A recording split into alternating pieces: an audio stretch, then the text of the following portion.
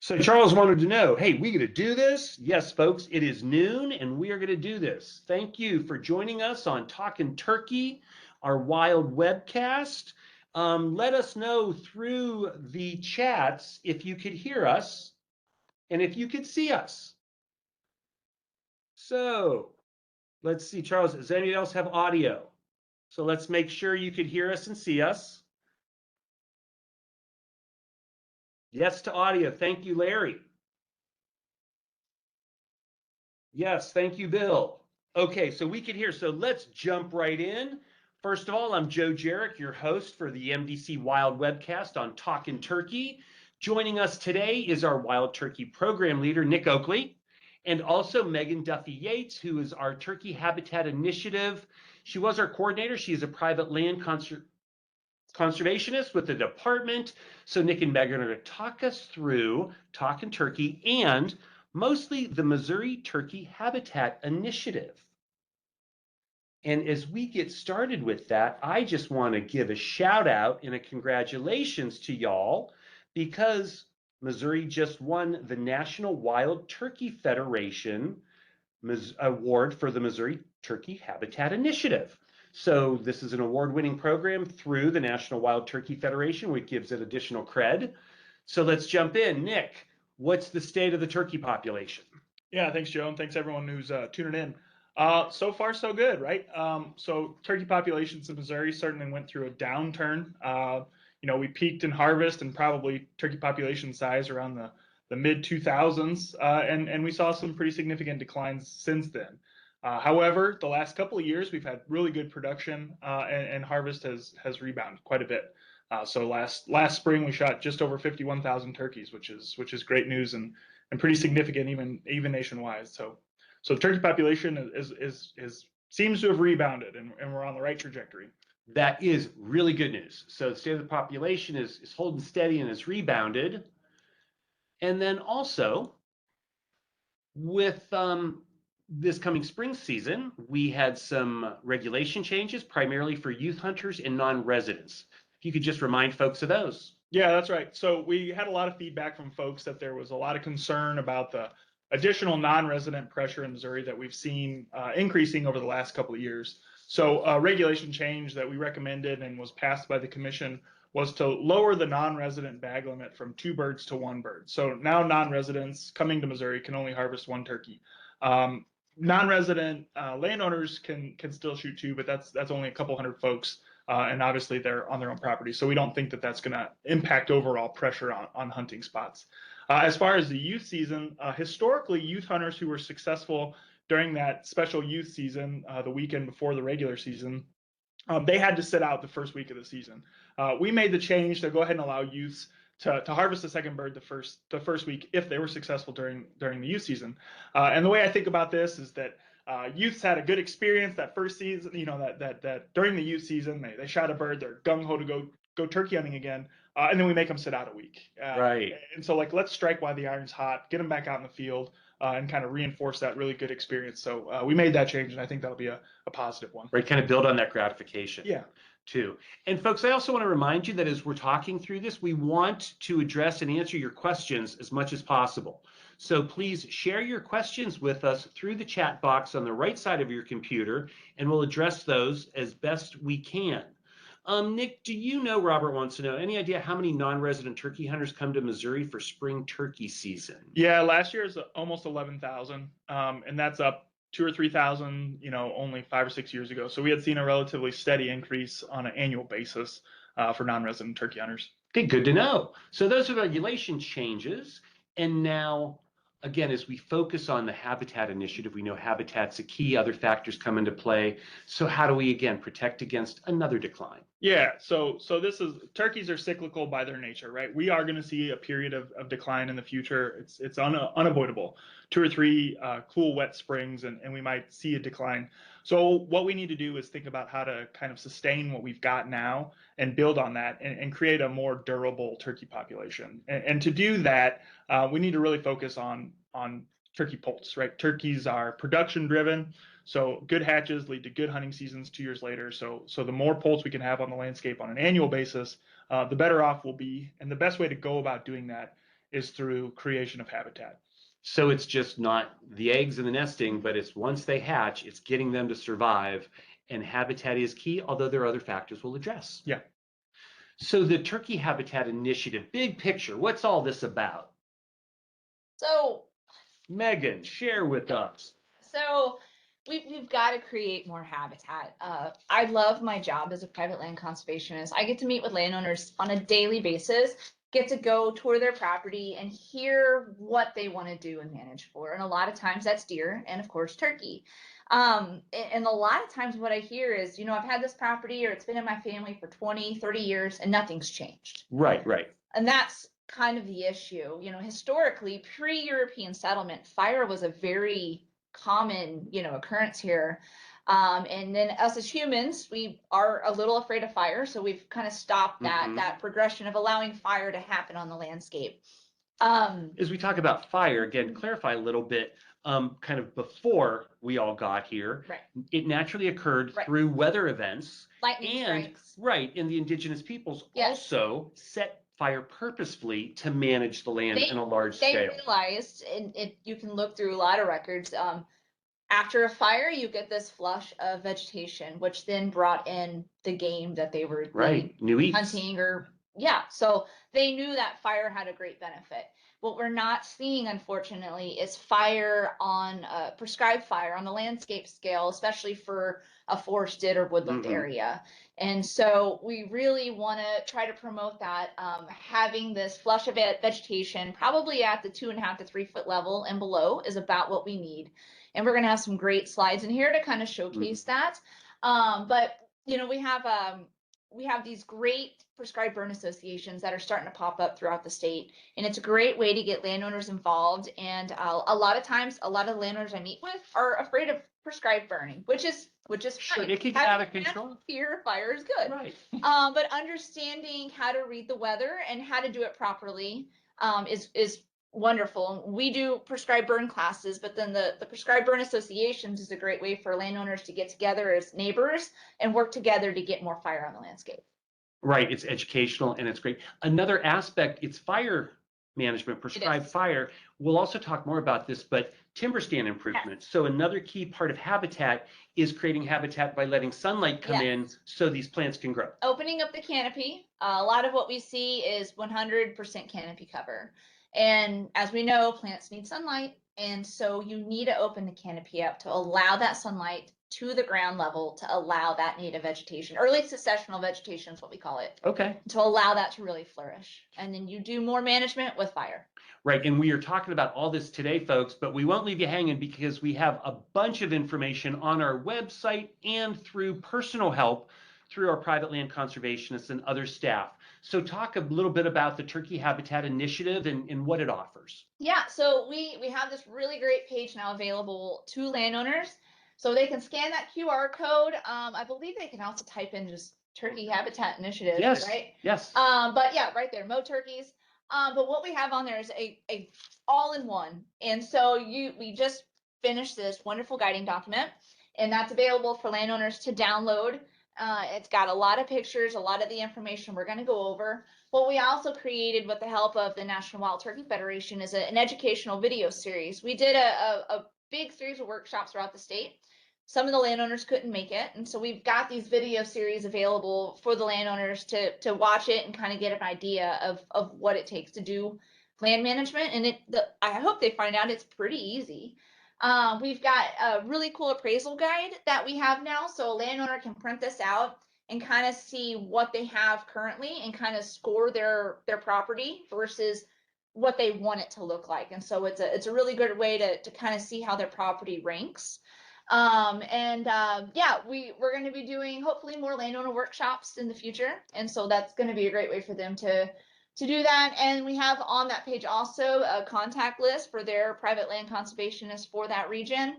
And our site visits are always free. So have fun out there. Wonderful. And thank you, folks. You're sending us a lot of questions. So regarding copies of these slides, we will be recording this and posting this. And again, all the content on these slides, you could find really most of it through our website also at what we're looking at now. So hopefully that answers some questions for folks. Also, Thanks, Jeff. You're doing a prescribed burn on your 120 acres this weekend. Also, bush honeysuckle. Somebody's asking, what's the impact of bush honeysuckle on native wildlife? So there's bush honeysuckle and Japanese honeysuckle. Bush, as it's stated, is just a bush. In large amounts, it's pretty detrimental. And it's an invasive. It's a highly want to get rid of. plant. The one I worry about more is Japanese honeysuckle. It's a vine, but both pretty much overtake an area. So I will stress this with land management, and it's always good to know what to identify. And we have identification pages on our website, but you can have a forester come out or a private land conservationist come out. We can help you see what plants you have. Before you open up the canopy, you want to address your invasive species. Honeysuckle is a big one in a woodland, and also our multiflora rose is another huge one. And as we get into, again, our private lands folks can help you with that. All these things are addressed through our Turkey Habitat Initiative information. So it's real helpful online and through our staff. So as we talk about good habitat, we need nesting habitat and habitat for poults as they grow. So let's talk about what makes good nesting cover. Yeah, so the one thing about nesting cover that comes through in the research consistently, and this is going back to the 70s, is that visual obstruction is critical. So turkey hens need to find a place where they can hide both visually and from smell from predators. So this picture on the right that you're seeing is a real classic example where a hen has found herself a little hole under some sort of viney plant that she can back into, and she's hidden and she's got an escape route. So that visual obstruction is key. So open understory where it's all brown crunchy leaves is not nesting habitat because the hen is too exposed. Okay, and we're going to see pictures of some really prime habitat and less than prime habitat coming up, folks. Right. So thank you. And so one of the things that a key to getting this type of habitat is just disturbance, right? So if you go through and you open the canopy and you run a little prescribed fire through, within a couple of years, this will naturally occur. So you don't really need to manage per se for nesting cover. Managing for brooding cover, which we'll discuss next, is kind of going to get you nesting cover down the road. So nesting cover is kind of the easy one. Seems as though 3 or 4 year fire return intervals are probably ideal. That allows good early nesting cover and then also brood cover at the same time. So that's pretty ideal. And then edges. So turkeys seem to they like to nest near edges of different types of habitat. So if you have a field and a forest on your property, the turkey's probably going to nest within 10 or 20 feet of the edge of that field, which is interesting. So focusing some of your management on those areas is really critical for turkey nesting.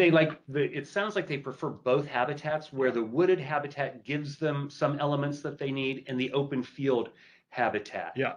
And looking at this picture and some other pictures, and especially along the edges, looks like she's found some kind of brush pile or things. So if we could quickly the importance of a good brush pile versus a bad brush pile, and it seems that turkeys really, that could benefit them also as part of habitat.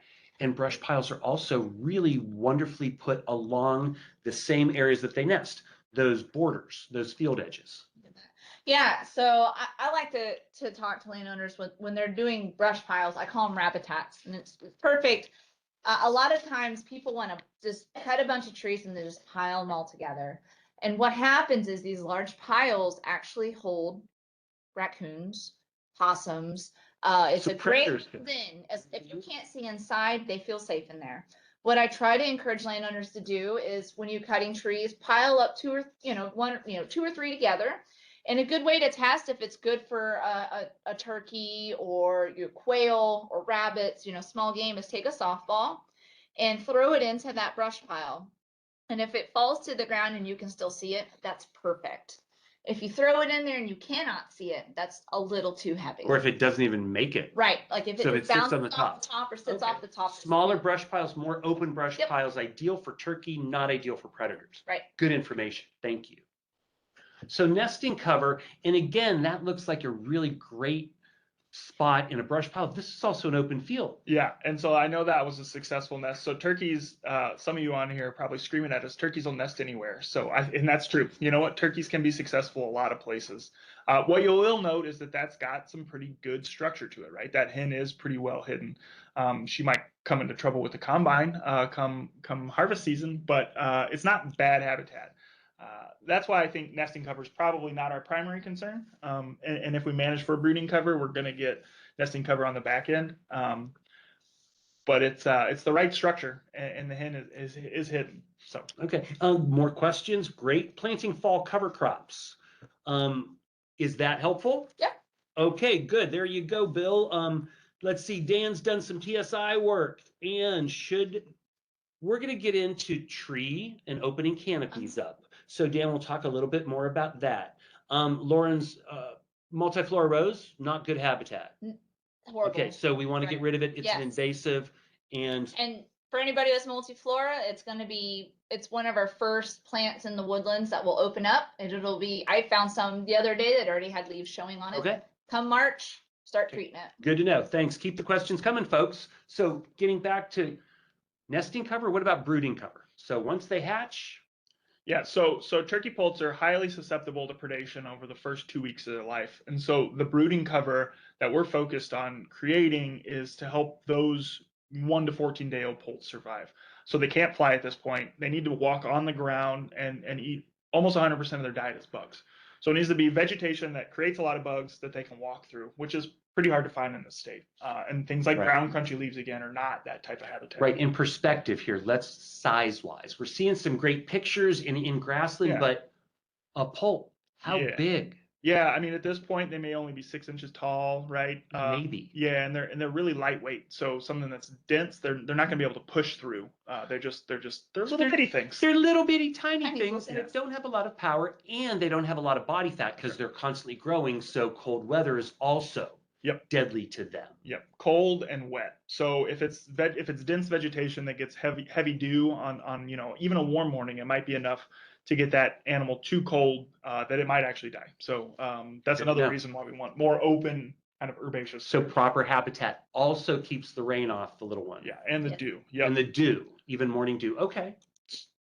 Yep. So this is a perfect picture of what we're trying to accomplish, right? So that's an adult hen. This is kind of a late spring, early summer picture, it seems, maybe midsummer. And you can see that the hen can see you, right? So you're looking at her, you're the predator, she sees you, but you have no idea if there's little poults running around her ankles.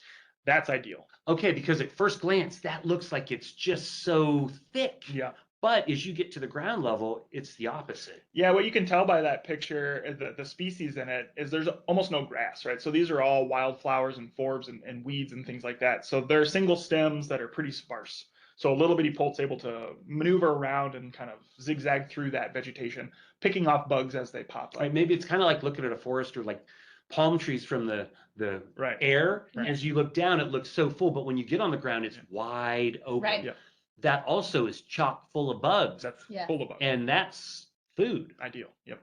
Okay. This is another good example of what we're looking for on kind of a larger scale. So this is, dozens of acres of good woodland management. And what you can see is a really strong herbaceous layer, right? So this is vegetation that's probably need a mid thigh high, 2 or 3 feet high. But there's enough pockets of lower density vegetation that those poults can find what they need. But the hen can still see across that entire landscape, pick out a predator if she needs to, and then they go into escape mode. So this is incredible.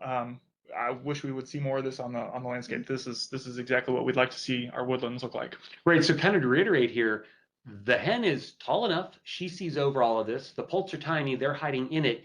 She can see predators moving through this. Yep. And they really don't want to move through this kind of thick brush, right? Well, they're so easy to see, right? So Yeah. it hurts their ability to hunt if they can be seen from a long distance. So that brushy kind of habitat that turkeys don't like, predators do like. So by managing for a turkey, you're actually managing against, if you will, a predator. Good turkey habitat is bad predator habitat. So that's like a perfect win-win-lose. That's right. Right? And as we look at this habitat, it looks so thick, but again, the poults can get away. And as the predators are trying to find them in this, it's almost like trying to find a contact in shag carpeting.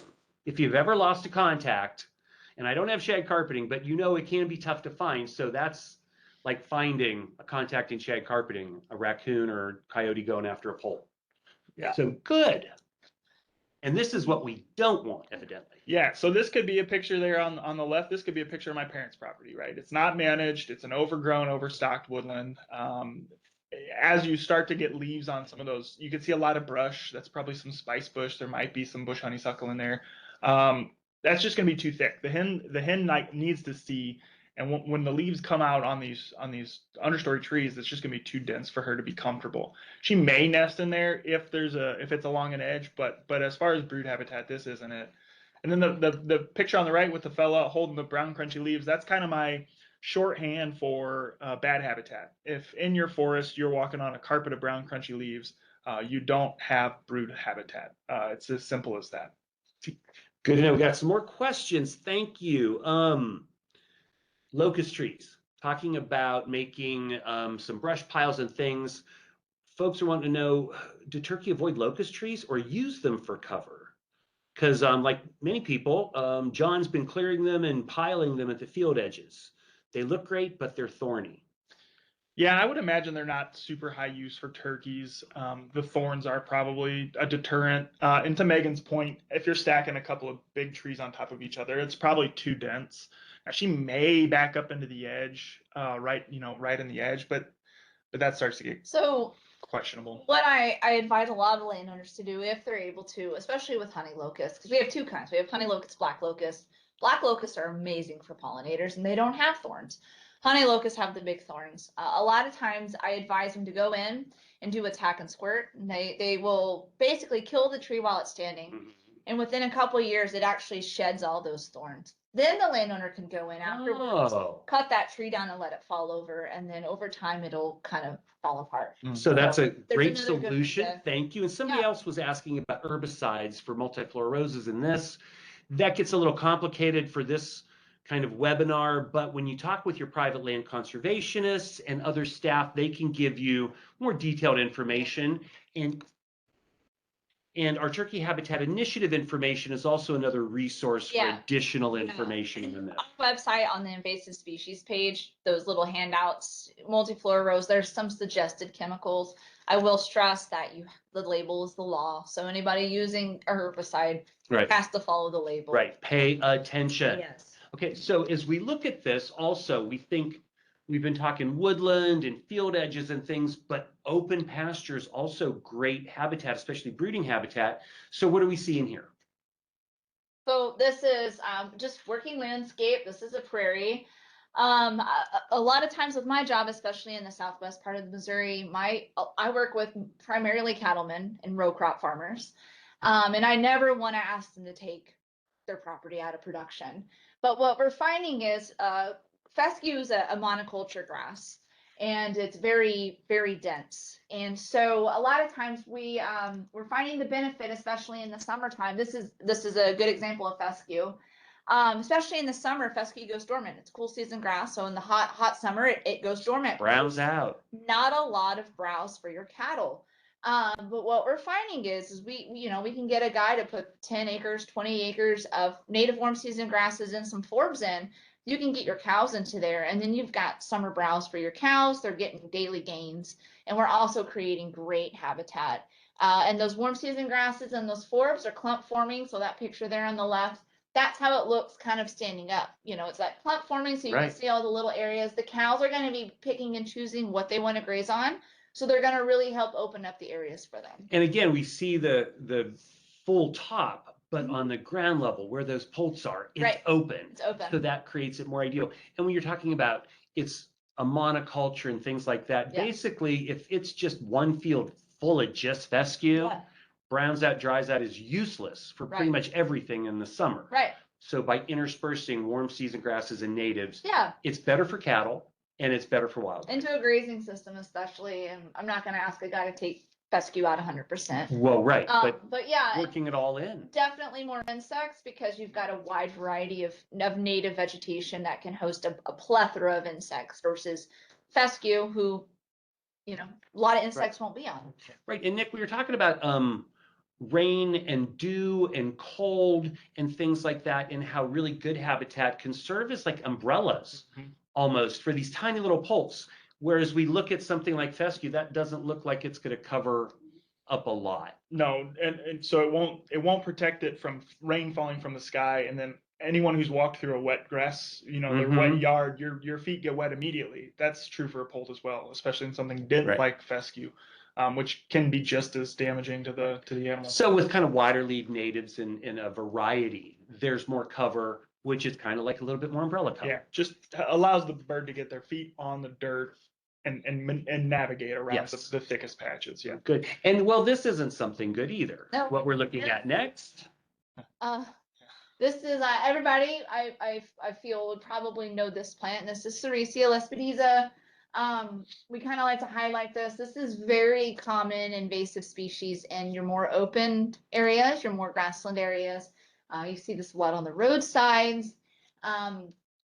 Back in the 50s, it was thought that it Way would back create in the day. erosion control. Yes, It is. I've seen brochures for it in the 50s on like great erosion control, and at one time we, not just we, but a lot of agencies thought it was great wildlife cover and food, and we're finding that nothing eats this.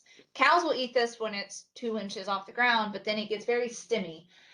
So this is a common problem and something that landowners can treat with proper herbicide. It almost looks like the right structure. So Ceresia can kind of lure you in because it looks like it could be good habitat, Right. but the seeds aren't edible. The bugs aren't attracted to it because it's not a native species. And so ultimately it's kind of like a little desert. It looks okay, but it doesn't Right. have any. But like a field just full of fescue, that also takes over and really crowds out any native plants. Yeah, so everything. all that you're going to have is that, Yep. which isn't good. Not good. Okay. Cedars. Are cedars good for some brush piles, or should we just burn them when we cut them? You can leave a few for brush piles if you like. I tend to just remove them if possible. This is an example of what we would call an old field. So this is obviously something that's not being grazed regularly. This is not something that's in production in any real way. So this is just a corner of a field that no one's using. And by not managing it, it went from something that could be productive to something that's really not good turkey habitat at all. So I think of this as kind of like a low-hanging fruit. If you manage just this little corner with a little prescribed fire and you remove those cedars and maybe address the fescue, all of a sudden you go from bad turkey habitat to really excellent turkey habitat with pretty limited effort, and you're not taking production away from the cattle farmer. And even row crop, guys. And even row crop. Our equipment these days for row crop is just insanely big, and it's hard for these guys that used to have smaller equipment to get into these Right. corners and pivot, Right. turn around. So a lot of times I see this happening on row crops, and so there's really cool programs. CRP is a great example. Right. And that's Conservation Reserve Program. and that's where you get reimbursement You go from doing federal habitat, government yep. by doing habitat work. But it's areas like this, even on row crop ground or an old field of an ungrazed pasture. It's like just a little bit of work, and we could turn it around for you. And So instead of abandoning it and not doing anything, Yeah. a little bit of work. So if we look at this real quick prescription, take the cedar trees out, Yep. and then do a burn, Yep. and let it come back. Yeah. So Yep. it's kind of that two-step process. Brome grass fields. Lauren wants to ask, what should be done with those? so brome is technically a native.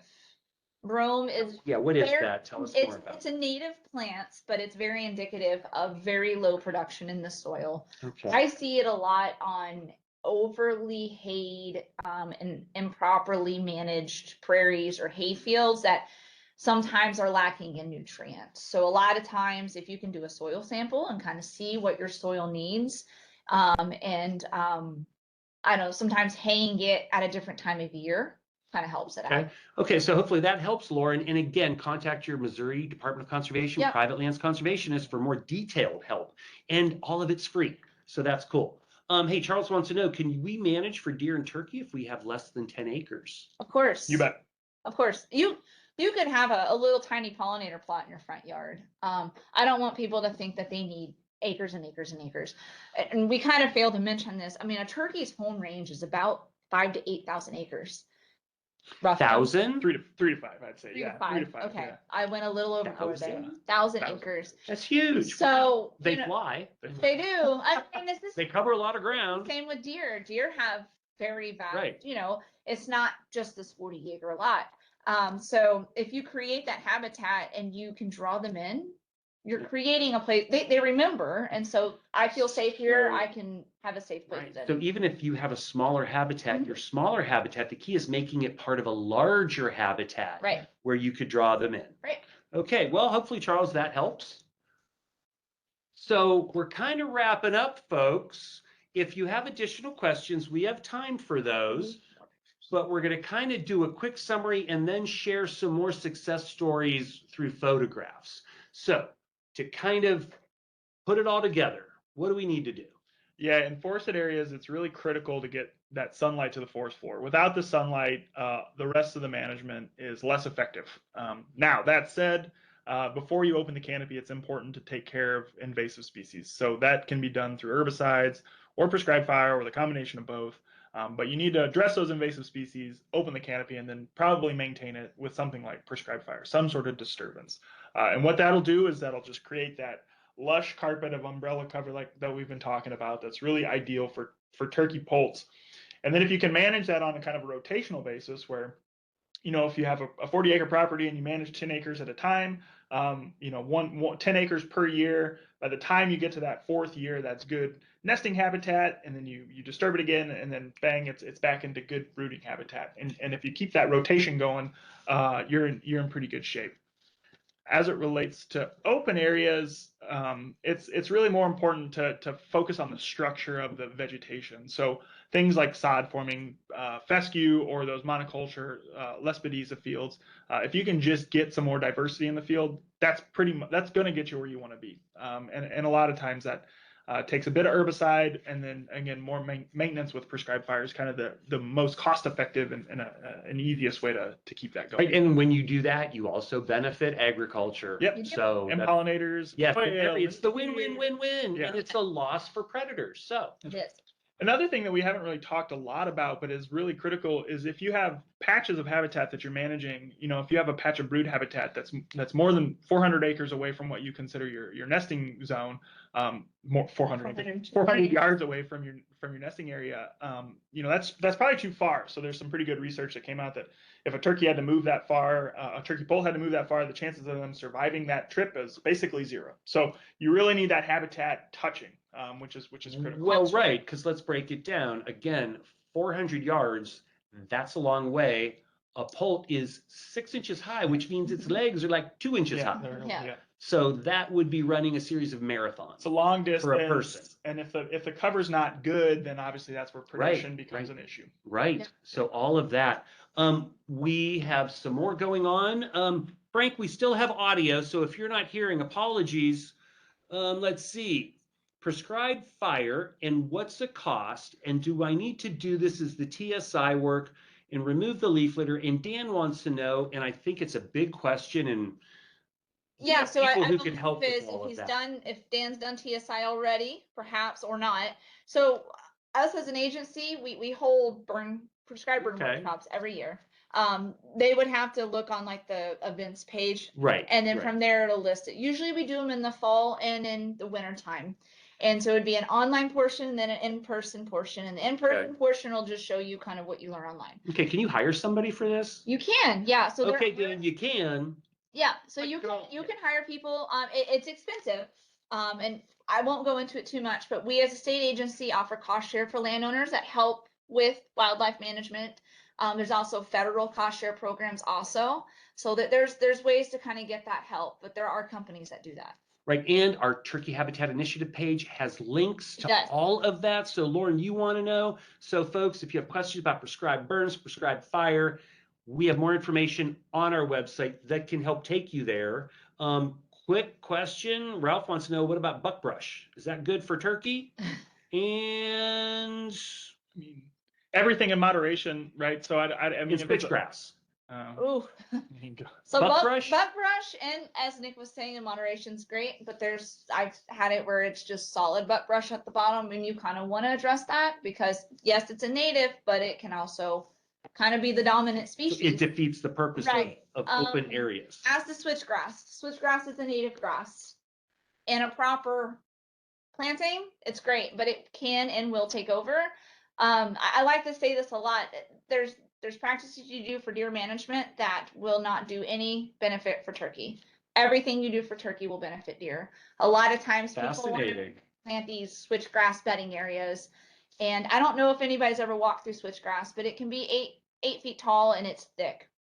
Deer don't want Yeah. to, it Nobody gets wants to be in that. it's unmanaged, not even a deer Nobody wants wants to to be be in in it. that. So in small moderation for the switchgrass. Okay. Hey, Nick, could you tell us again? Keith wants to know what's the home range of a turkey? Yeah, it can be as big as 5,000 acres. Wow. Yeah. Okay. And that's real site dependent. So if you have a highly productive area that's got great habitat, it'll shrink some. Mhm. But birds will move. So we've done some banding work where we band a bird in February and then it gets harvested 16 miles away that following April. So birds are moving and they require a big area. Okay. Good to know. And thank you for that question. As we get into more of these questions, drought Yeah. in the spring. Yep. So we know cold, wet weather has a bad impact. What about some drought? And is it a big problem in the spring or more other parts of the year? So something like drought typically is going to be kind of a general positive for turkeys. Wet is bad, drought is okay.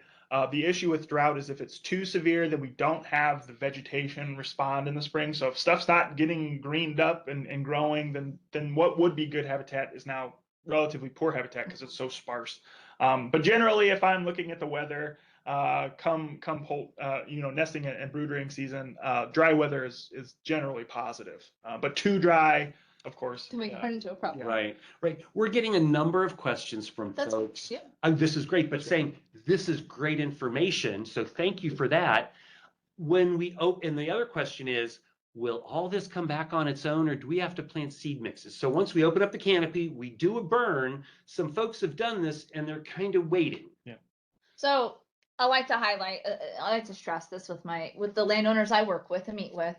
I think us as a human, we're very used to instant gratification with cell phones in our hand, and we can look up something if we Right. want to. Right. Or we go to the local nursery and plant Right. a bunch of potted plants and boom, done. Our native and wildlife management is a very multi-year, step-by-step process. Long game.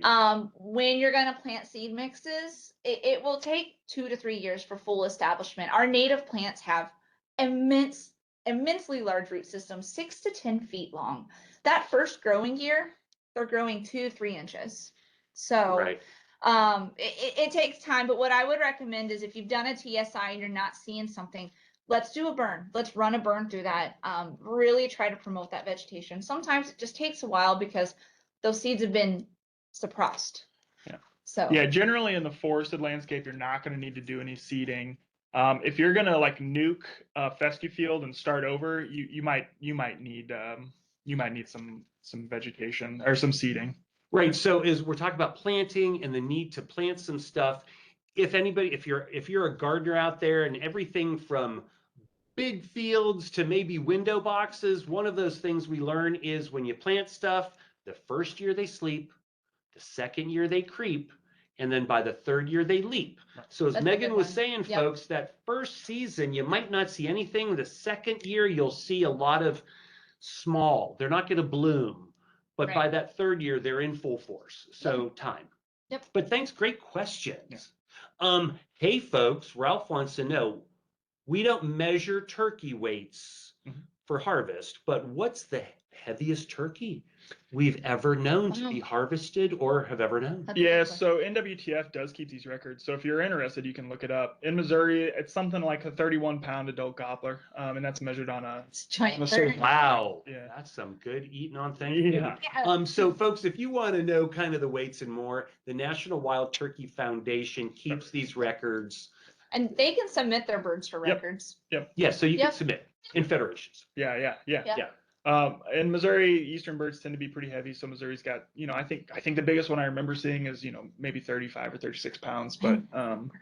most of us are shooting 20, 25 pounders would be a I don't. real Mine happy. are always 21 pounds. That's There something. you go. There you go. We talk about predators and things and how making good turkey habitat is poor habitat for some predators. Tom was asking, great horned owls. We mentioned that's a predator. Raptors are a predator of turkeys. Yep.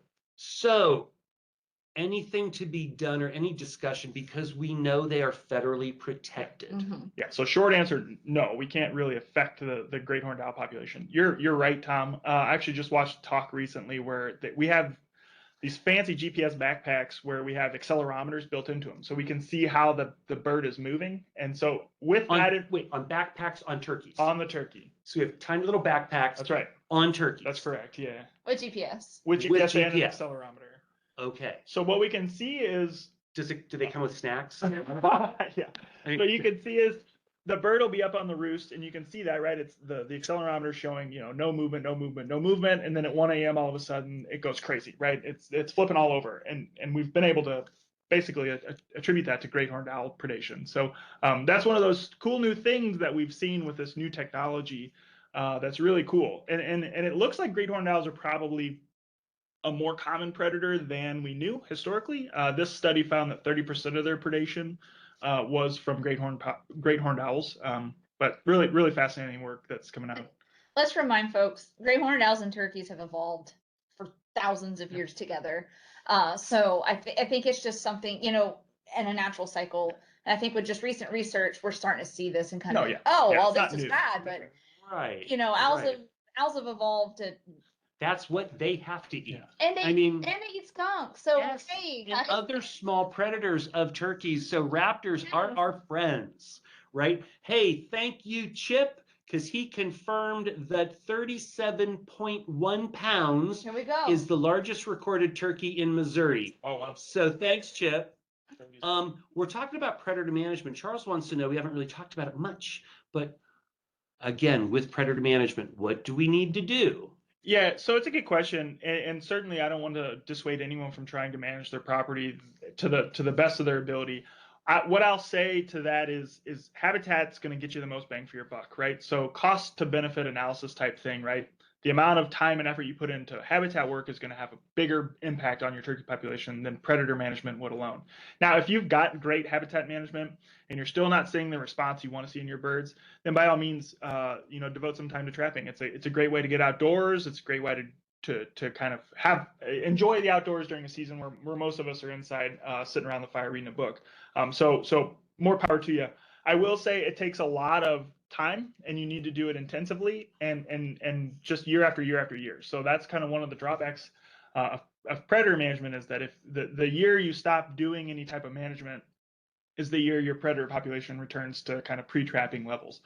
So it is a long-term commitment to doing that. But if you've got the habitat and you're not seeing the turkeys like you'd like, it is probably the next step I would recommend. Okay, jumping around here, we have some questions on when's the best time to do prescribed burns and timber stand improvement. Oof. Separate questions. So that's going to depend on your management goals. A lot of people do prescribe burning in dormant season. Me working in mostly prairie, I like doing growing season burns after primary nesting, so end of summer, because we can get rid of some stemmy vegetation.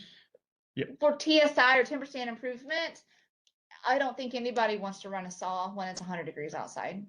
Wintertime's best. You don't need to be sweating. I don't like to run a saw when it's 100 Right, degrees. been there, done that, not fun. Right. So. Right. So yeah, growing season burn often has an effect on grasses too. So if your vegetation's real grass heavy and you're trying to manage that maybe without using a lot of chemical, a growing season burn can help to decrease the grass load while maintaining some of that form diversity. So it's really valuable for that. And not everything will burn. And I'll stress, a lot of people want to burn everything off. Black. Because my burn unit needs to be black. If you've got patchy vegetation, I always like to tell people, leave it, because you've got a little bit of nesting cover within that brooding cover, and your hen may be like, hey, I can hatch my eggs and walk right out into brooding, and I don't have to take them 200 yards away. Okay. So good. And we still have some good success pictures coming up. Couple more questions. Back to predators. Okay, got a question on one predator that people perceive as being a problem and another predator that actually is a problem, but people don't realize it much. And the things I'm talking about are armadillos and feral cats. Okay. So let's start. People think armadillos are big nest raiders and things. They're insectivores. They don't have front teeth.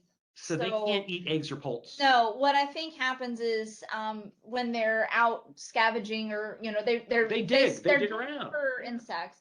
What may be happening is they're getting into they happen upon a nest and they're digging around that nest.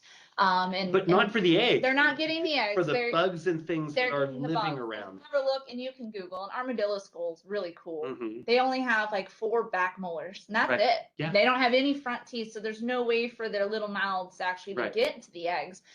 Feral cats, I can get on a soapbox about that. They are not a native species, and I'm very openly about no cats. We get upset as humans for dogs being off leash. Why is it okay for a cat to be roaming around? So, they are the #1 leading cause of wildlife decline, not only in the United States, but worldwide. They've led to several species being extinct. Right. Huge problem Huge with problem. native songbirds. People are always like, well, they're great for my barn. You know what else is? A barn owl.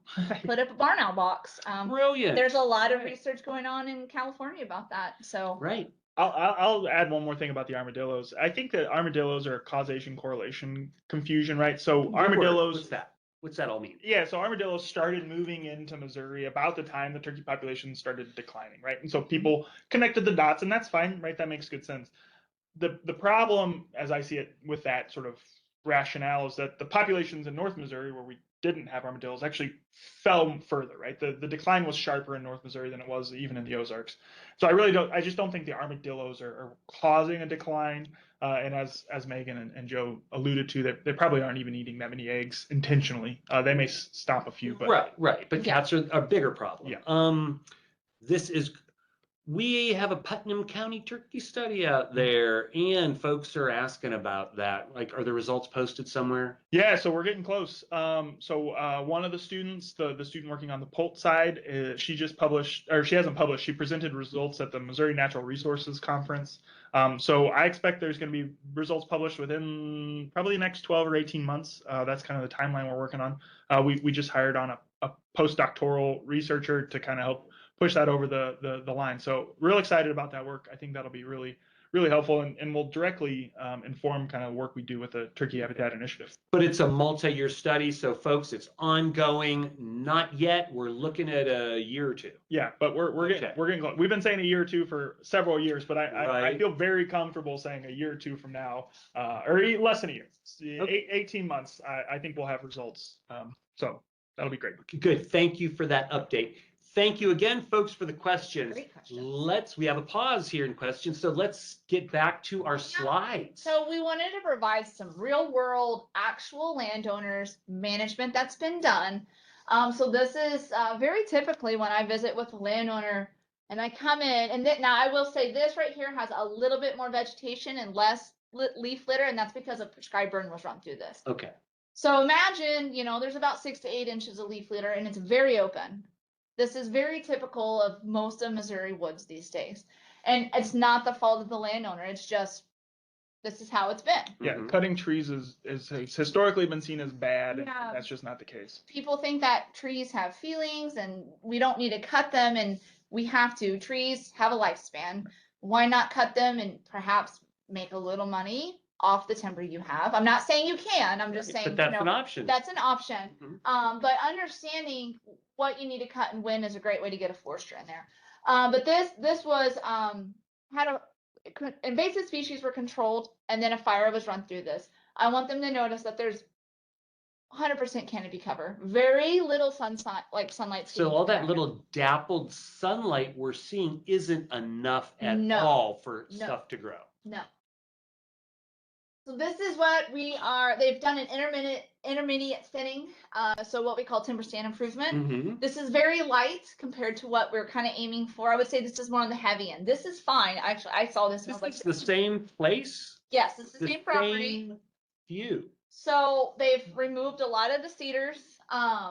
Well, this isn't the same view. This is actually adjacent to that. They were But doing it's the same area. Yeah, same Yeah. property. Yeah. So what they did here was remove some overstory, allowed a lot more sunlight to the ground. You see this flush in vegetation. It's amazing. And they've done some prescribed burning into this area also. But just seeing the difference, Well, there's so much more vegetation, and I'm also kind of seeing some brush piled down stuff, which to me would say good cover. Yeah. So we're seeing a whole lot of vegetation Right. for good brood rearing and all of that, and good cover. right. And that again is by first eliminating invasive species, then using fire to manage the woodland, to clear the understory, and then And- using tinder stand improvement to open up the canopy so sunlight could reach the forest floor, so all the great plants could grow. And what's great about this is you're getting this flush of vegetation for your turkeys. That's also great browse for your deer. And this is not a deer podcast by any Right, means, but but wow. when you open up the canopy also, you're selectively taking out trees that aren't beneficial to wildlife. So your elms, your maples, just stuff that has no Yeah. fruit. I mean, every tree, I like trees, but for a hunting perspective, for wildlife perspective, we're going to target, and you want to keep some really good white oaks, red oaks, some, Right. hickories. Right. Opening up the canopy around those trees allows those crowns to get bigger. So then that's more production and acorns for your turkey and your deer. So fewer trees, but better trees. And like Yes. we like to say, I mean, we love trees, but the key thing is the right tree in the right place. Yes. So getting rid of those undesirable ones and letting, like you said, oaks grow so they could produce more mast Yes. acorns, which is great for deer. What else eats acorns? Turkeys. Turkey Yay! Okay. in the fall. In- So In the fall. but you're Good also calls. creating all that great Yeah. brood habitat for the Yes. summertime. And I think I want to hit this. It's Nick mentioned we're really aiming for the first 2 weeks of a turkey poult's life. Not the turkeys don't all hatch on the same day. Right. It's fair. We can have What herds- is that season generally? I don't Yeah, know if we so can define. it could start as early as mid-May, and then it could run into August. We've had nests that Okay. hatched out in August, second and third nests sometimes. But yeah, it's a pretty wide season. So May. May Okay. May and June would be. May to Hence, June. again, when we do our prescribed burns, we do that in late winter, early spring, Yes. before Yeah. turkeys are really even starting to nest. Yeah. Yep. Okay. Typically. So, Typically. but what this landowner will be doing as a repeat is intermediate burning. Yep. So every 2 to 3 years. And then they're doing it on a rotational basis. So they've got several areas like this. It's patchwork. So we're burning this year. We're going to burn over here this year. Areas in between are great for nesting. That's a really important point too. You don't want to burn a huge swath of all your property because that's not going to provide much at all that following season. So if there's an adjacent area that wasn't burned, or if you do it over time. Right. So what we want to do is like patchwork grazing. Yep. It's patchwork. Patchwork burning. It's like patchwork grazing. It's patchwork burning. It's a variety of things. Okay, makes Yeah. sense. I think it's also worth noting that something like this is a pretty heavy woodland restoration. This may not be suitable on all sites, right? If your property is a bottomland or something like that, you may not want to go this route. So that's when your forester and your private land conservationist can really help you kind of navigate the minutia, if you will, And of it's kind of free. these. And it's free. And again, thanks folks for your questions. We're getting more. Yep. I want to say talk to your private land conservationist and your MDC forester for these specific answers to your specific questions as far as types of trees and situations. Yeah. So, and it's free. It's free. So folks, this is our Talkin' Turkey Wild webcast. Thank you so much for your questions. Greatly appreciate it. Nick, Megan, thank you for being here. Got a lot of good feedback from folks. Want to remind everybody that if you know somebody who missed it, we will be recording this and posting this within the next week or so. We also have all this information on our website at mdc.mo.gov and just search Turkey Habitat Initiative.